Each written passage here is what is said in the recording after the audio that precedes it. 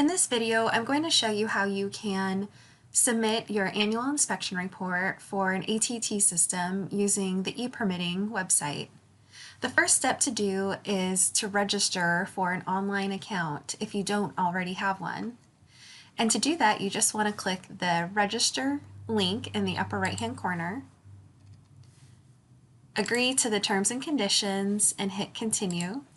You'll want to go ahead and fill in all of the required fields with the appropriate information, and this information is really no different than any other online registration that you would create for any other website. And then you'll also want to go ahead and click Add New under Billing Information. And you first have to select a contact type. I recommend selecting Applicant and then hit Continue.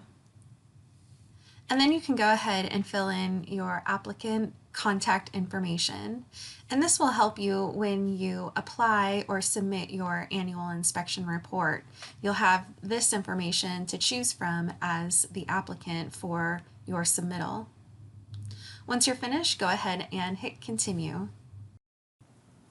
Once your registration is created, you'll want to go ahead and log in. And you can do that by clicking this login button. And then you're brought to the login screen.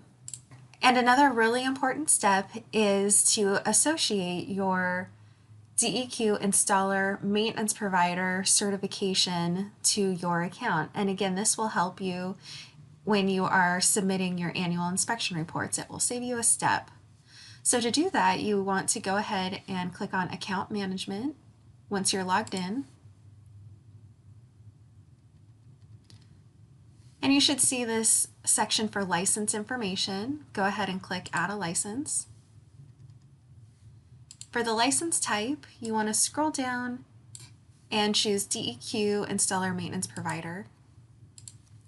And then go ahead and search for your certification. And you'll notice that the license number, it requires either the M or RM prefix. Then click Find License. If it finds the license that you entered, it'll appear here and you can go ahead and click Connect. And then you're ready to proceed. So now I am logged in and I have associated my certification number to my account.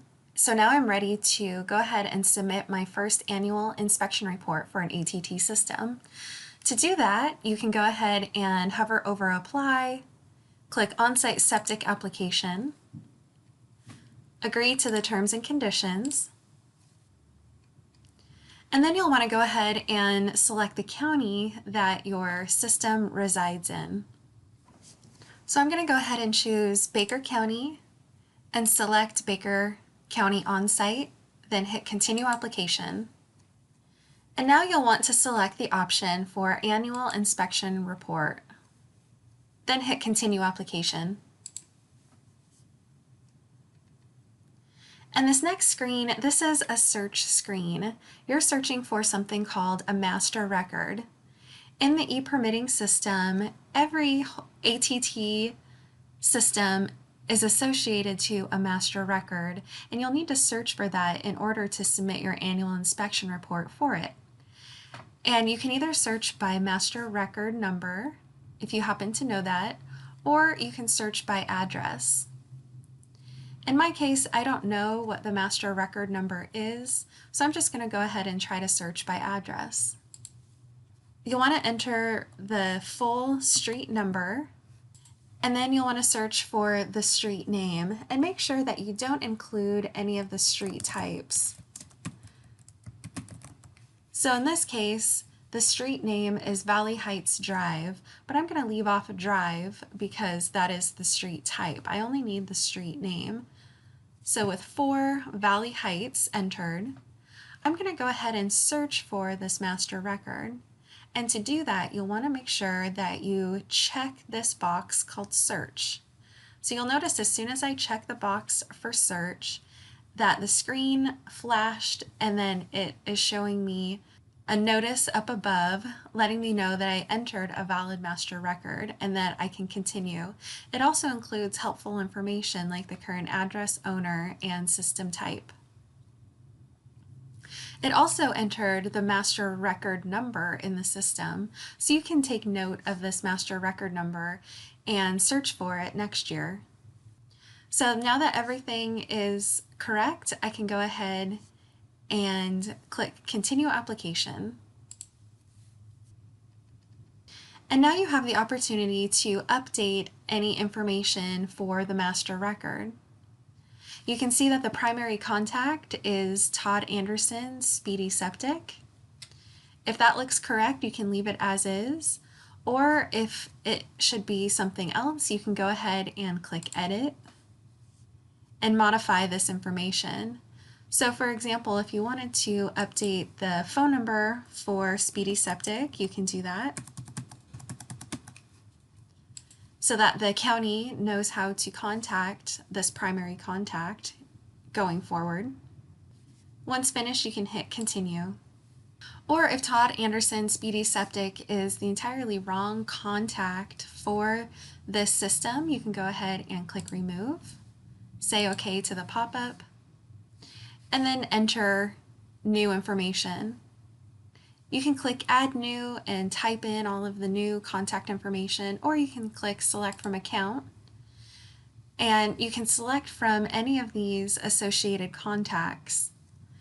So I'm going to go ahead and choose the applicant, Heidi Tower, and click Continue.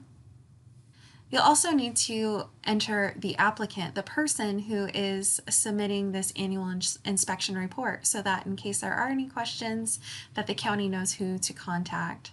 So again, I'm going to go ahead and click Select from Account and choose Heidi Tower. And lastly on this page, you can update the owner. So this is a really important step. This will tell the county who the current owner on the record is. And because the owner is a really important piece of information associated to this master record, you'll only want to update if you're sure that you know who the new owner is and you can provide some contact information. If you aren't sure, go ahead and leave it as is and then hit Continue. But if you are pretty positive, you can go ahead and click Clear. That'll clear out the current owner. You can go ahead and enter the new owner information.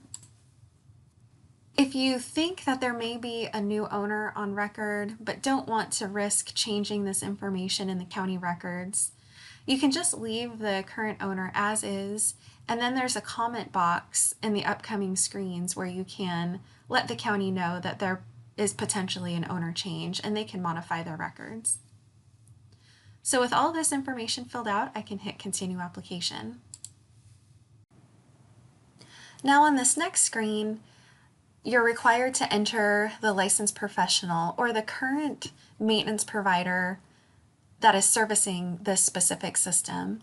You'll notice that a couple of things happen. One is that the current maintenance provider on record is automatically populated. And second, your maintenance provider certification number was populated that's associated to your account. So now you have the opportunity to mark who the current maintenance provider is. So I'm going to go ahead and remove or delete Speedy Septic, who is the old maintenance provider. I just click delete and then OK to the pop-up message. And since I am the current maintenance provider, I'm going to leave my information in this list. You can also use these two buttons up above to search for the maintenance provider if they're not associated to your account. So now I'm going to go ahead and click Continue Application. Now these next couple of screens are read only. This is just for your information only. You're not allowed or able to change this upcoming information. So this will list the site address and parcel. So there's nothing to do on this screen but hit continue application. This next screen, it shows you information specific for the installed system, as well as contract start and end dates. So this is read-only. If you do see information that needs to be modified, you can contact the county and let them know, and they can update their records, but you won't be able to do that here on this screen.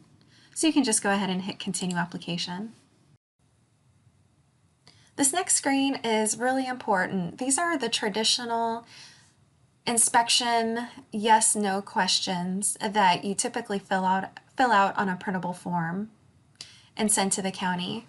So you'll notice that this first yes/no question, it is required, and it says all requirements met for this annual inspection report. So that if you mark yes to that, you're basically saying that everything is fine for the system for this past reporting year. You'll notice that it auto-populated all of these yes/no questions positively. So you're saying that yes, the maintenance was performed, yes, it's operating in accordance with design specifications, yes, it's under contract, no, there's no discharge of sewage on the ground surface, there's no sewage to drain tiles or surface water, and there's no sewage backup into plumbing fixtures. So this is just a little shortcut to allow you to auto-populate all of these fields if everything is fine for this year. But you always want to make sure that you enter this information accurately and correctly for the year. If there were some issues, if you can't answer these all positively, then you'll want to mark this first option no, and then you can go ahead and answer these individually. So we can say that no, it's not under contract, and yes, there is sewage to ground surface. You'll also notice that there is a comments box, so if you need to explain some information to the county, you can go ahead and do that here in the comments. And this is also where you can let the county know that perhaps there was some information that needs to be corrected, or if you know of a potential owner change but you don't want to make that change for the permanent record, you can go ahead and enter all of that here in this comments field. One more thing to note about the yes/no annual inspection report questions is that even if you answer something negatively, in this example, it's not under contract and there is discharge of sewage to ground surface, you won't be prevented from submitting this annual inspection report in any way.